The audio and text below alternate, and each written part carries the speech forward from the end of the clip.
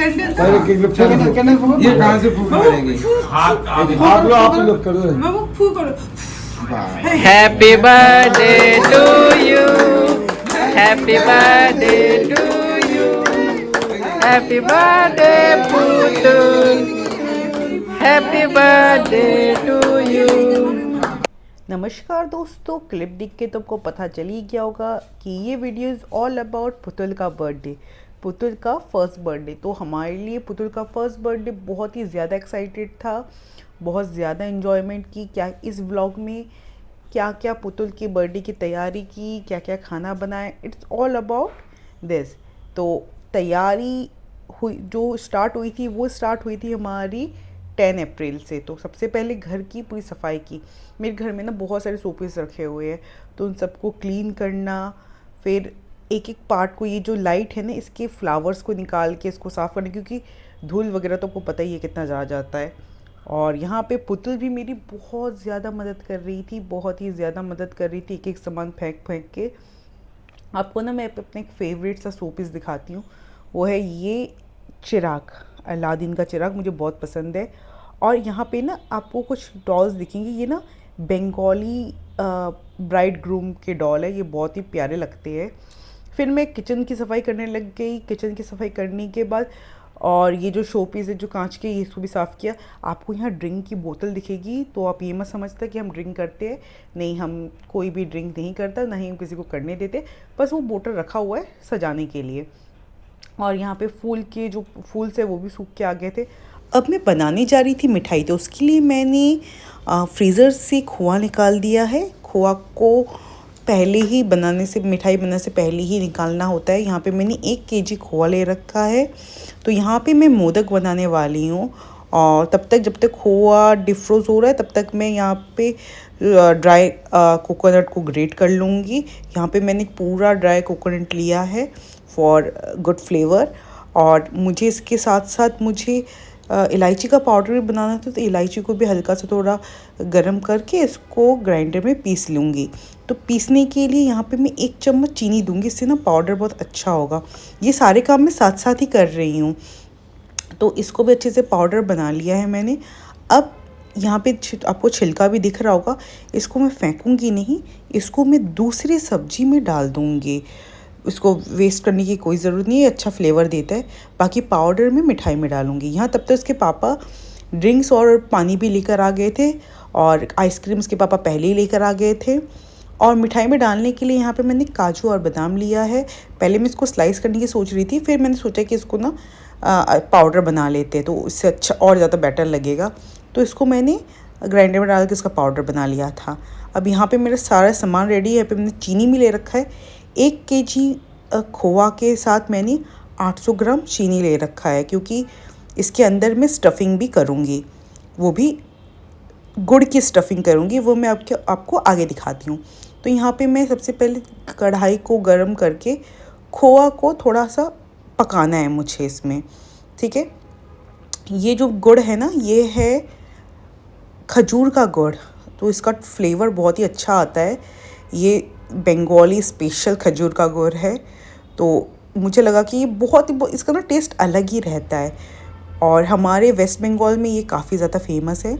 यहाँ पे खोआ थोड़ा सा देख रहे हो, काफ़ी लिक्विड होने के बाद, नरम होने के बाद इसमें मैंने गुड़ डाल दिया है। उसके बाद उसको भी अच्छे से, नारियल को भी मिक्स करके इसमें मैंने काजू बादाम का जो पाउडर बनाया था उसको भी मिक्स कर देना। बहुत सिंपल है ये मिठाई बनाना, बहुत ही सिंपल है। इसको भी अच्छे से मिक्स करके, देखो इसका कलर भी आपने देखा चेंज हो गया है। अब मैं इसमें डालूँगी इलायची पाउडर जो हमने बना रखा था। यहाँ पे मैं 3 चम्मच डाल रही हूँ, थोड़ा सा अलग से फ्लेवर के लिए। तो यहाँ पे मैं 3 चम्मच इलायची पाउडर डाला है। इसको भी अच्छे से मिक्स करके, एक इंग्रेडिएंट अच्छे से मिक्स हो जाए तभी हम नेक्स्ट इंग्रेडिएंट को डालेंगे। अच्छे से मिक्स होने के बाद यहाँ पे जो हमारा 800 ग्राम चीनी था वो डालेंगे। अगर आप अंदर स्टफिंग में, जैसे मैंने यहाँ पे स्टफिंग में अंदर गुड़ डाला है, इसलिए मैंने यहाँ पे 1 केजी खोआ के लिए 800 ग्राम चीनी लिया है। अगर आप गुड़ नहीं डाल रहे हो स्टफिंग वाला, देन आपको चीनी का जो मात्रा है वो और 100 ग्राम और या तो 200 ग्राम बढ़ाना पड़ेगा, आपके मिठास के ऊपर है, ठीक है। इसका मीठापन इतना भी ज़्यादा नहीं था। बस अच्छे से चीनी को भी मेल्ट करके हम इसको परात में रख देंगे। थोड़ा ठंडा होने के बाद यहाँ पे मोदक का मोल्ड है, उसमें थोड़ा सा घी लगाएंगे पहले और उसको अच्छे से बंद करके, अब एक मैं आपको बनाकर दिखा रही हूँ कैसे करना है। आपको स्टार्टिंग में जो पहला यूज़ करोगे ना, उसमें थोड़ा सा देसी घी लगा लेना है।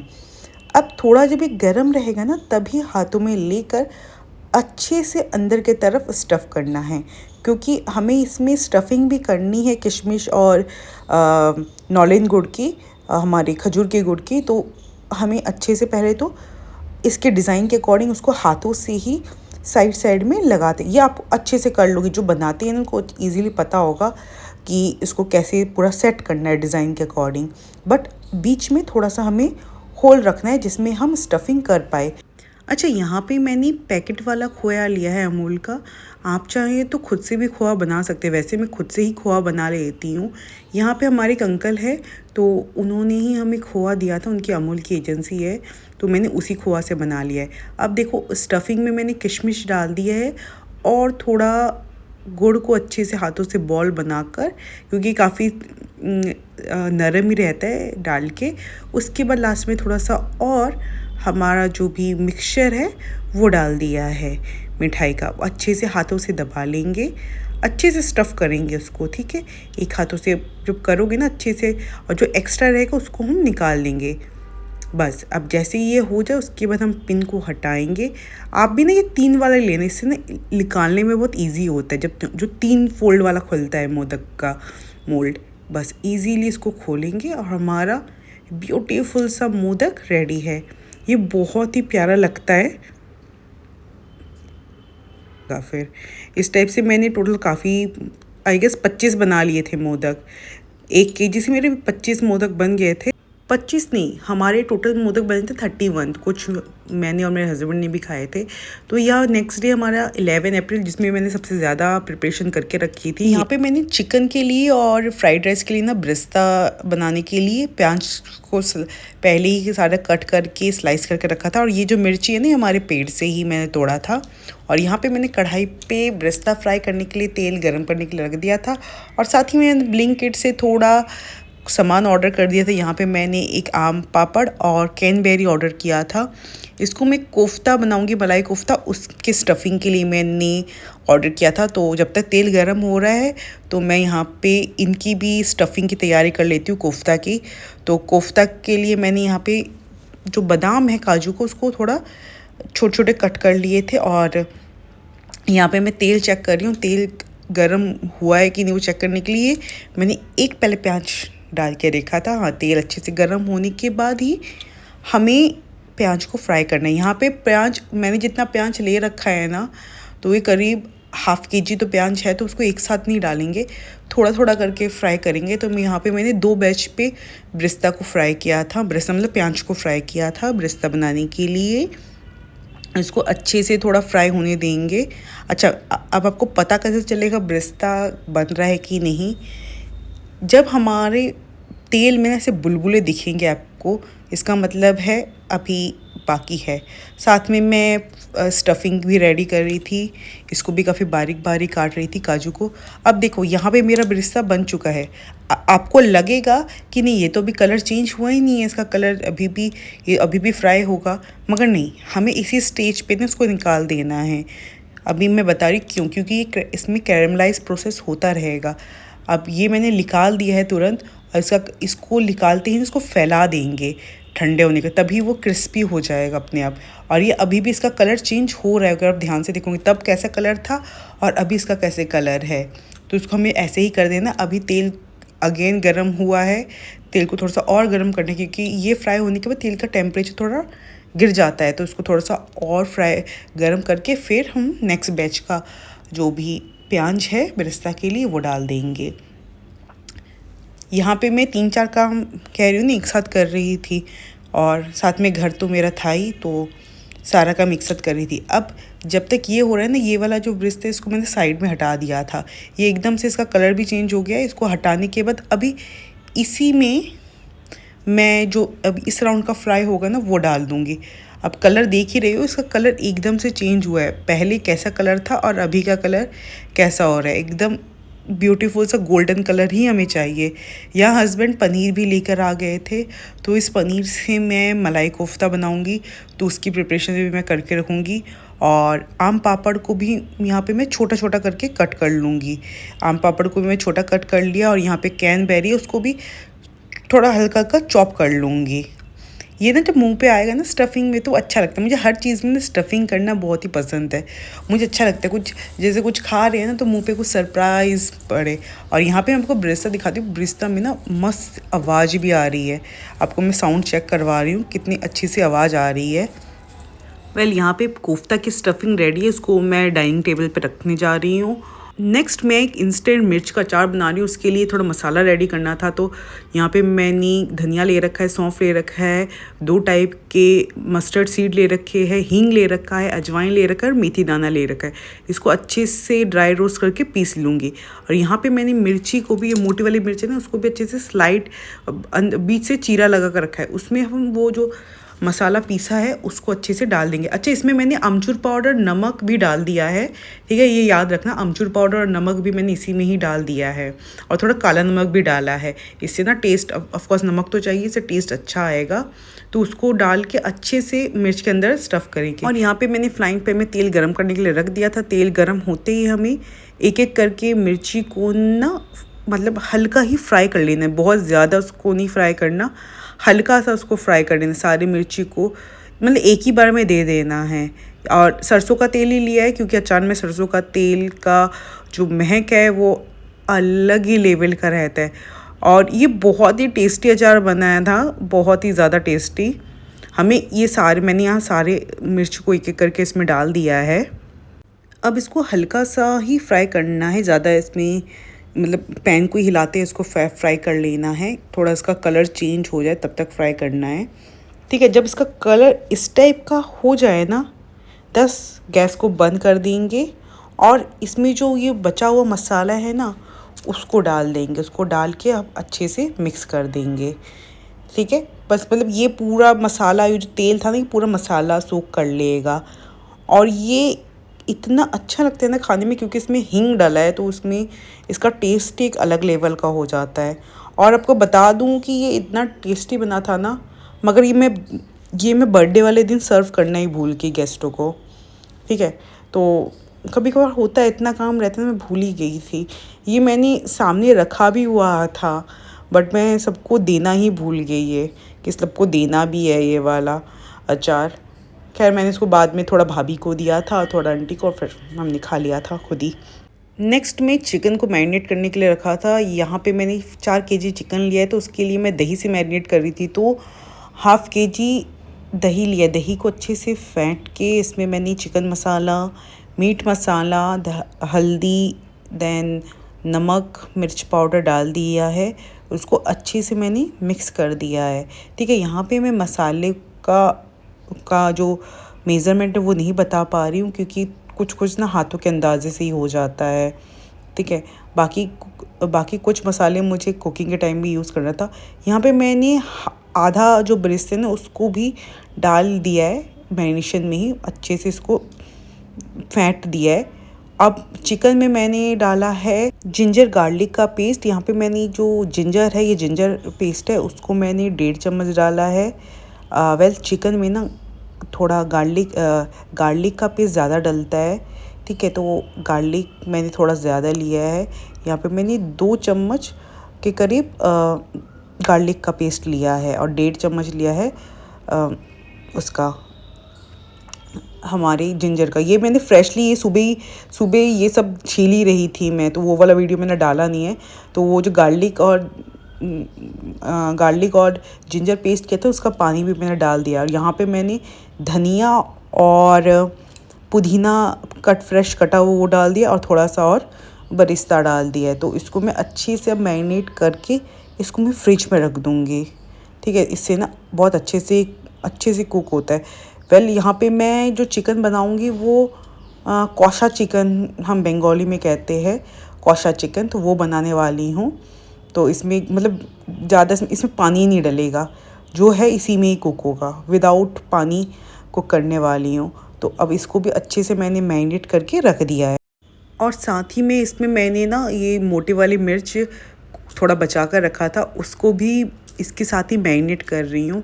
इसको मैं कुकिंग में यूज़ करूँगी, बट जब मैं बनाने जाऊँगी ना चिकन, तो ये पहले मैं मिर्च को निकाल दूँगी, नहीं तो ये ज़्यादा कुक हो जाएगा।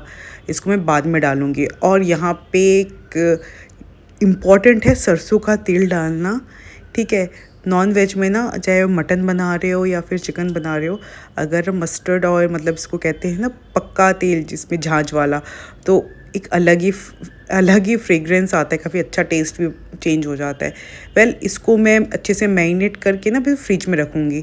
नेक्स्ट, अब मैं डिनर वगैरह बनाकर अब मैं बैठी हूँ। डिनर वगैरह मैंने कर लिया है, वो मैंने वीडियो शूट नहीं किया था। अब मैं कोफ्ते की तैयारी करने बैठी हूँ। यहाँ पे जो पनीर मैंने अलग से काट कर रखे ना क्यूब वाले, ये मैं दूंगी फ्राइड राइस में। बाकी जो पनीर है इसको मैं बनाऊंगी कोफ्ते। तो यहाँ पे सबसे पहले ना मैं जो पनीर है उसको अच्छे से ग्रेट कर लूँगी। यहाँ पे मैं फ़िलहाल देख रही हूँ मोटे वाले से कर रही हूँ, बट मोटे वाले से नहीं, इसको मैं पतले वाले से करूँगी, क्योंकि मोटा वाला फिर ज़्यादा ही हो जा रहा था। और यहाँ मेरी बेटी खेल रही है, ये भी मुझे पूरा सहयोग कर रही थी।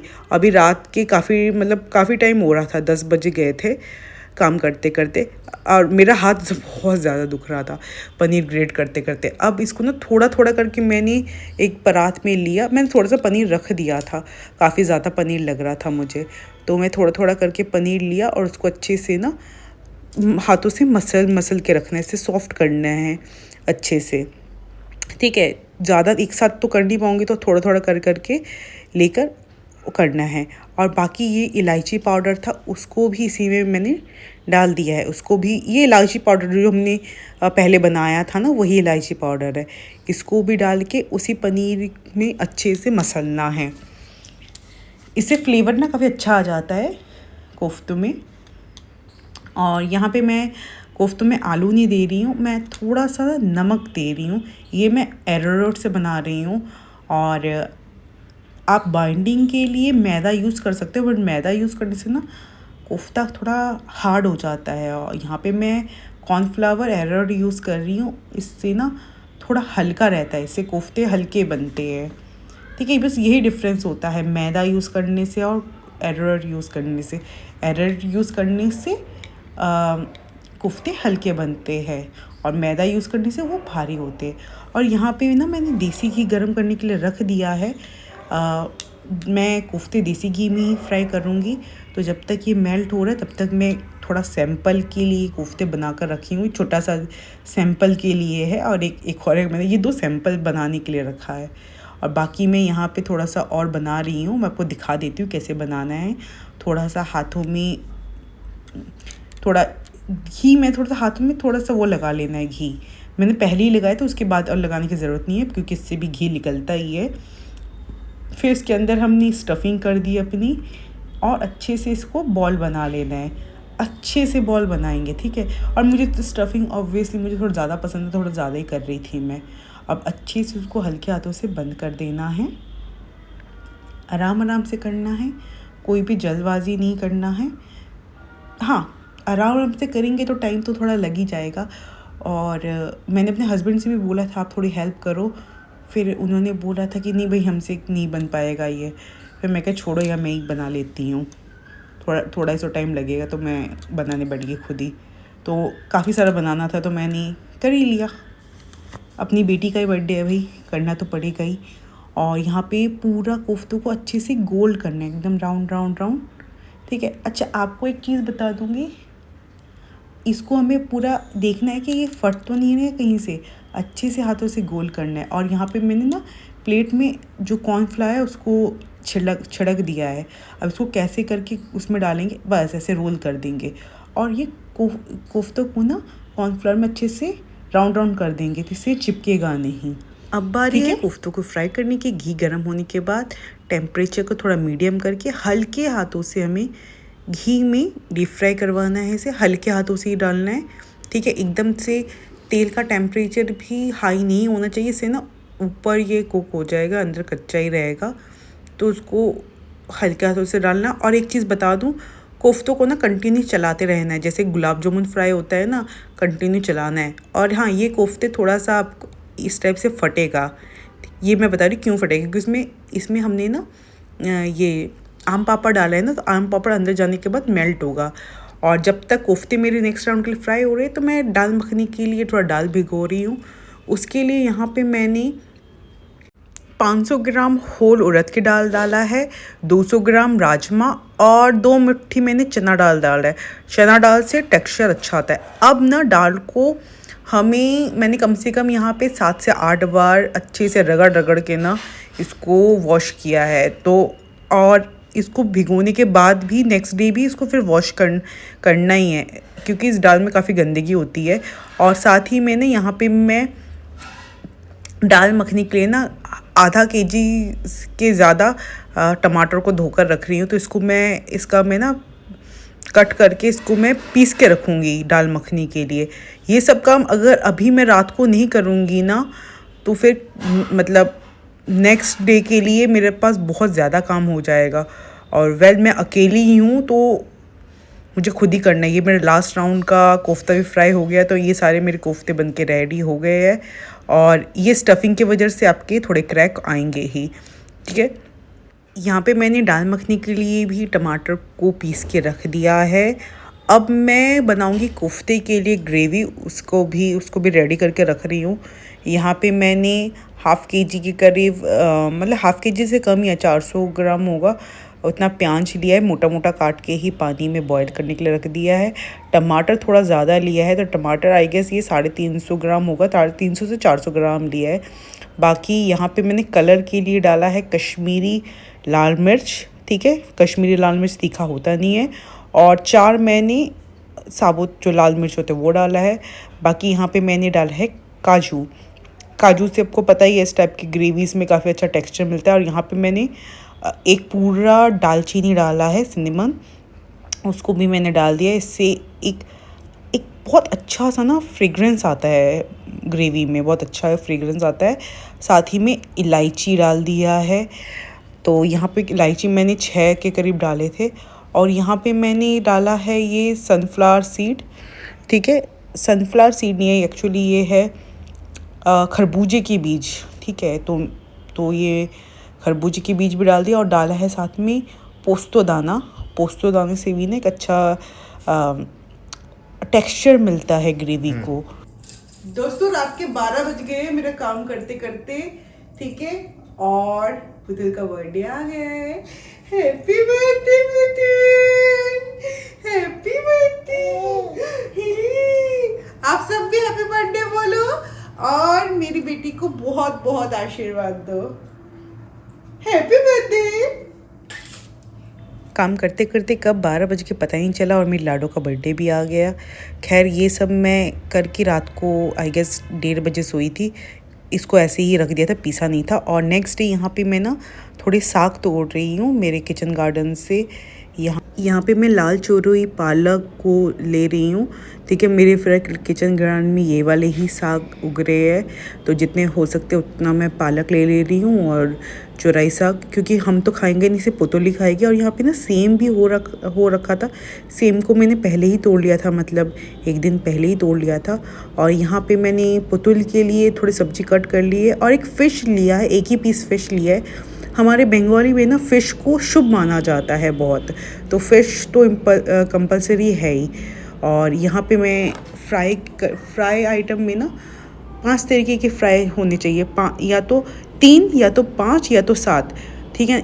इनको शुभ माना जाता है। और साग और करेला होना तो कंपलसरी। यहाँ पे मैंने साग ले रखा है, सेम ले रखा है, बैगन ले रखा है, परवल ले रखा है, आलू ले रखा है, करेला ले रखा है और साथ ही में मैंने फ़िश ले लिया है।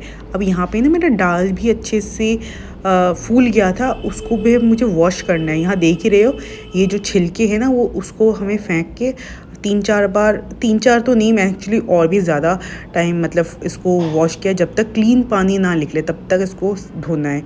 अब बारी है सबसे पहले मैं पुतुल का खाना रेडी कर लूँ। और यहाँ पे हो गया ब्लेंडर, यहाँ पे पाइप जाम हो गया किचन का। एक तो मेरा काम इतना लेट हो रहा है, ऊपर से पाइप जाम हो गया। अब यहाँ पे जो मेरा ग्रेवी में जो कल रात को मैं बॉईल करके रखी थी ना, अब इनको मुझे पीसना है। अभी ये रात भर तो ये ठंडा हो ही गया है, इसको पीसना था। और यहाँ पे मैं पहले पुतुल का खाना बना रही हूँ और साथ ही में यहाँ पे खीर बनाना है, तो खीर बनाना कंपलसरी है। और मैं इतना खाना बना लेती हूँ ना, बट मैं खीर बनाना मुझे नहीं आता, मेरे से खीर अच्छे से बनता ही नहीं है। तो पुतुल के पापा पुतुल के लिए खीर बना रहे हैं, बाकी यहाँ पे मैंने पुतुल के लिए बाकी सामान फ्राई कर दिया है। तो यहाँ खीर हमेशा पुतुल के पापा ही बनाते हैं, ठीक है। उसके पापा, मेरे हस्बैंड ना खीर बहुत अच्छा बनाते हैं। बाकी यहाँ पे मैंने दाल मखनी के लिए ना कम से कम आधा केजी प्याज को ऐसे चॉप कर लिया है। और ये मैं कर रही हूँ जो साथ में वो यहाँ पे मेरा जो ग्रेवी है ना कोफ्ते के लिए, उसको भी पीस रही हूँ।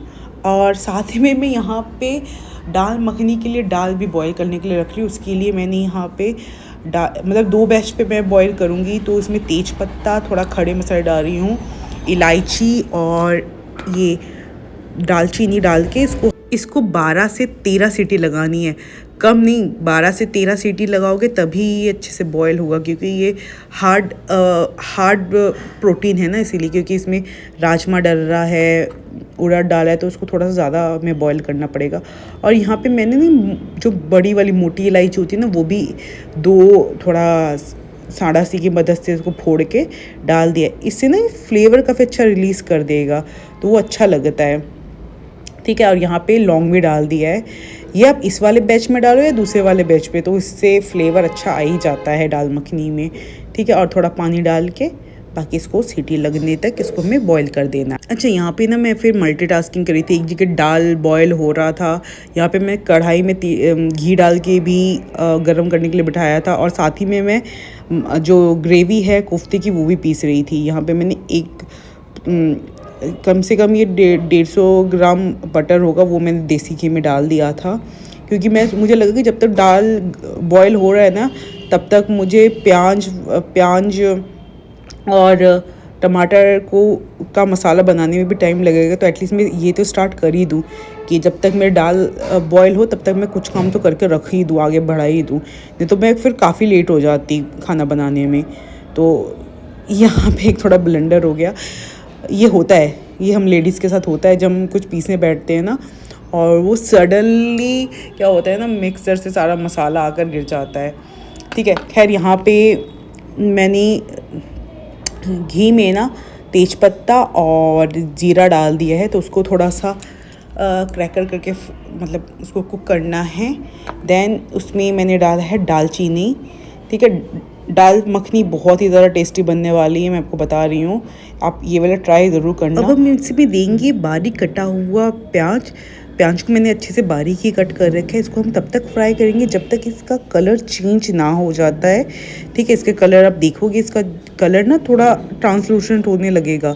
और जैसे ही आप देखोगे कलर इसका चेंज हो गया है, अब हम इसमें देंगे गार्लिक और जिंजर का पेस्ट। इसमें हम 1 चम्मच गार्लिक का पेस्ट देंगे और अदरक थोड़ा ज़्यादा देंगे। अदरक हम करीब इसमें 1.5 चम्मच देंगे, ठीक है। इसमें थोड़ा गार्लिक का फ्लेवर अच्छा लगता है, तो उसको भी अच्छे से कुक करेंगे। एक इंग्रेडिएंट को देने के बाद उसको अच्छे से कुक करेंगे जिससे इसका कच्चापन हट जाए।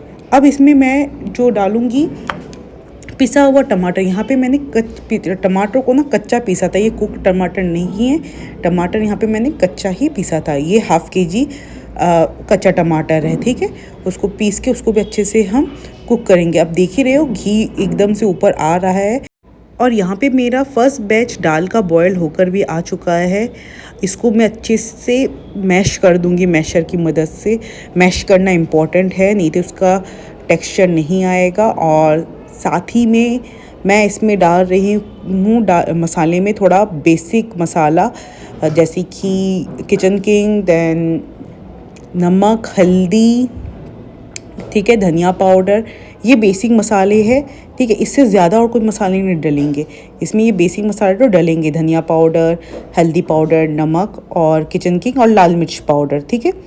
अच्छा, और एक चीज़ बता दूँ, हमें दाल को मैश करना क्यों ज़रूरी है, क्योंकि ये दाल मखनी है। अगर हम मैश नहीं करेंगे तो उसका वो जो एक गुई टेक्सचर है ना, वो नहीं आएगा। तो दाल को मैश करना ही इम्पॉर्टेंट है, ठीक है। अब हम बेसिक मसाले देने के बाद भी इसको अच्छे से कुक करेंगे। कि जब तक ये जो बेसिक मसाले हैं ना वो अच्छे से कुक ना हो जाए। एक चीज़ आपको बता देती हूँ, मेरे घर पे तो बस यही एक बड़ी कढ़ाई थी, ठीक है, और मेरे पास कोई एक्स्ट्रा बड़ा बर्तन नहीं था। तो मेरे पास ये भी नहीं था कि मैं दाल बनाकर रखूँ कहाँ। फिर मैंने भाभी को फ़ोन लगाया और भाभी से मैंने कुछ बर्तन मंगवाए, तो उसमें मैं फाइनली कुक करके रख रही थी। और क्योंकि मेरे पास यही कढ़ाई थी तो इसी में मुझे सब कुछ काम करना था। और यहाँ पे मैंने काजू, कैनबेरी और किशमिश को भिगो कर रख दिया था। इसको मैं फ्राइड राइस में डालूँगी। और यहाँ पे आप देख ही रहे हो कि मसाले काफ़ी अच्छे से फ्राई हो गया है, तेल काफ़ी अच्छे से, मतलब ऑयल ऊपर दिख रहा है। अब बस गैस को बंद कर रही हूँ क्योंकि मेरा जो सेकंड बैच वाला दाल है ना वो अभी तक बॉयल होकर नहीं आया है। और यहाँ पे मेरे हस्बैंड फ्राइड राइस के लिए चावल निकाल रहे थे, ठीक है, वो मेज़र कर रहे थे। और यहाँ पे पुतुल भी मदद कर रही थी। मेरे हस्बैंड एक एक कप मेज़र कर रहे थे और पुतुल एक एक मुट्ठी चावल को ना बाहर फेंक रही थी। बहुत मदद कर रही है, अभी ये बड़ी हो गई है ना, बहुत मदद करती है हमारी। और नेक्स्ट मेरे किचन में ना बिल्कुल जगह नहीं थी चावल को धोने के लिए, तो इसमें मैं बाथरूम में जाकर इसको वॉश कर रही थी। और उसका वॉश करने का भी तरीका है, ये यहाँ पे मैंने ना हैदराबादी बिरयानी राइस लिया है, तो ये थोड़ा लॉन्ग ग्रेन होता है, तो इसको ना हल्के हाथों से वॉश करना होता है, एकदम से रगड़ रगड़ के नहीं धोना है, नहीं तो ये टूट जाता है, ठीक है। और फ्राइड राइस बनाने से पहले चावल को मैं थोड़ा सा भिगो कर रखूँगी, जैसे कि इसको मैंने ना आधा घंटा भिगो कर रखना है, तो उसको अच्छे से क्लीन करके फिर भिगो कर रख दिया था। और यहाँ पे दाल भी मैश होकर हो गया है। अब इसको मैं जो हमारा ग्रेवी बना रहे थे उसमें मैंने डाल दिया। अब इसको हम अच्छे से मिक्स करेंगे, जो हमारे मसाले हैं उसके साथ दाल को मिक्स करेंगे। अभी मैं थोड़ा थोड़ा करके डाल रही हूँ, ठीक है, क्योंकि अब ये वाला राउंड भी आ गया है हमारा दाल, उसको भी मैं डाल रही हूँ। तो थोड़ा थोड़ा करके मैं डाल के फिर इसको अच्छे से मिक्स करना है, इसको अच्छे से मिक्स करना है।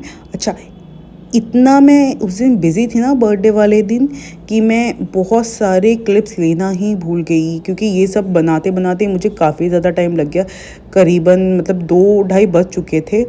अब मैं दाल में डाल रही हूँ, अच्छे से मिक्स होने के बाद इसमें डाल रहे हैं क्रीम, ठीक है। अच्छा, एक चीज़ बता देती हूँ, यहाँ मैंने क्रीम को डायरेक्ट डाला है, मगर आप लोग ना क्रीम को थोड़ा फेंट के फिर डालना, क्योंकि मुझे इसको भी करने में थोड़ा टाइम लग गया था।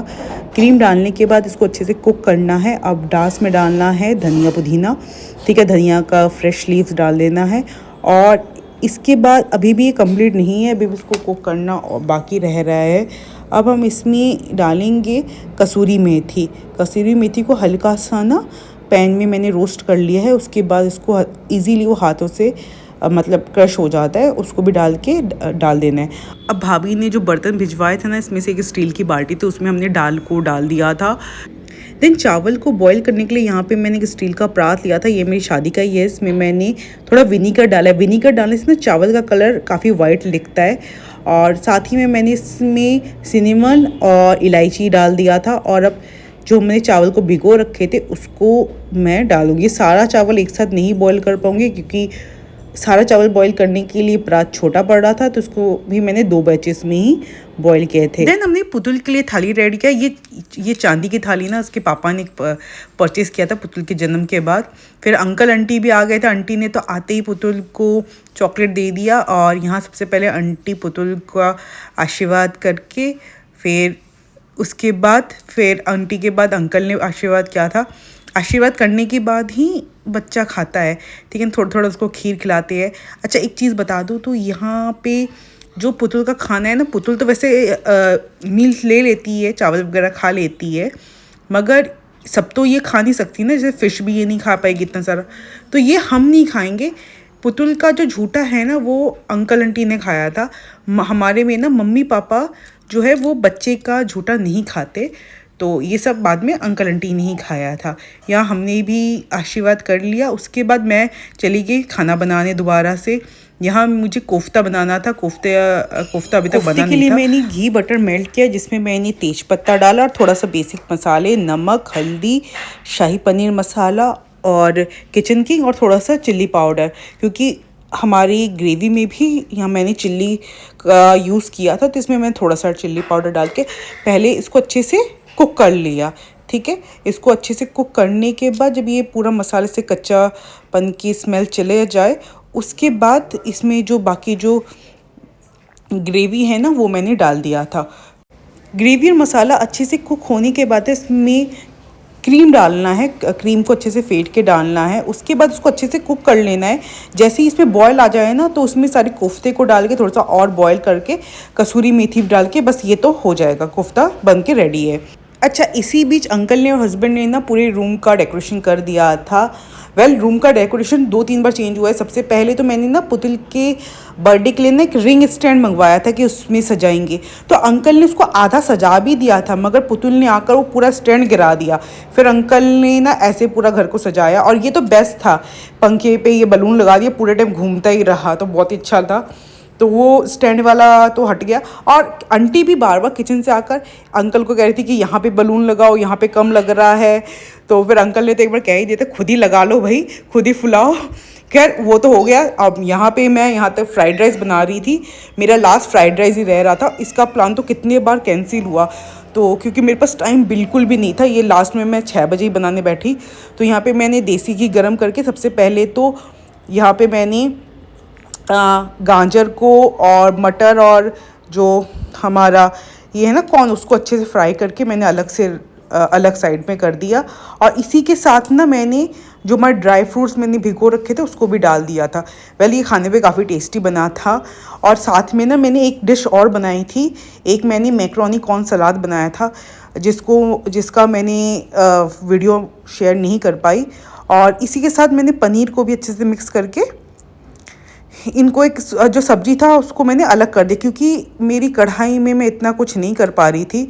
बाद में जिस चावल को मिक्स करके बन गया हमारा फ्राइड राइस। ये मैंने हस्बैंड थोड़ा क्लिप लिया था, ये कोफ्ते का है और यहाँ पे दाल बना हुआ था। मैं थोड़ा सा जाकर ना गार्निशिंग करके आई थी धनिया पत्ता वगैरह से।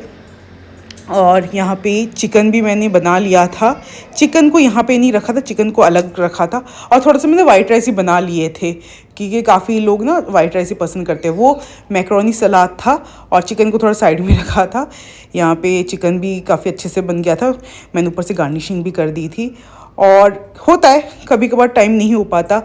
यहाँ से पुतुल के बर्थडे की क्लिप्स ये लोकेश ने ले रखी थी, और क्योंकि मैं इसके बाद काफ़ी ज़्यादा बिजी हो गई थी, आप लोग समझ ही रहे हो, गेस्ट भी आने लग गए थे, मुझे रेडी भी होना था, तो इतना कुछ हो नहीं पाया। तो आप लोग एंजॉय करो पुतुल के बर्थडे की कुछ क्लिप्स, और पुतुल को ढेर ढेर सारी आशीर्वाद दो। आई होप, मुझे पता है मैं इतना ज़्यादा क्लिप्स नहीं ले पाई हूँ क्योंकि काफ़ी चीज़ें मिस आउट हो गई है। पुतुल बहुत इन्जॉय किए अपने बर्थडे पे, बहुत ही ज़्यादा, बहुत मस्ती की थी। और मतलब सब जैसे बच्चे आ रहे थे ना तो बहुत ज़्यादा खुश हो रही थी। और एक गुड न्यूज़ भी ये है कि पुतुल ने मतलब बच्चों के सामने वो खुद ही उनके पास चल के गई थी, तो ये भी एक बहुत बड़ी बात है कि पुतुल ने अपने बर्थडे वाले दिन ही 2 कदम बढ़ाए हैं। मदर्स और फादर के लिए एक बहुत ही गुड थिंग है, उनके बच्चे बड़े हो रहे हैं। एंड आप लोग इसको आशीर्वाद दीजिए, एंजॉय कीजिए। आई होप आप लोगों को वीडियो अच्छा लगा होगा। मैंने जितना हो सके उतना आप लोगों के साथ शेयर करने की कोशिश की हूँ।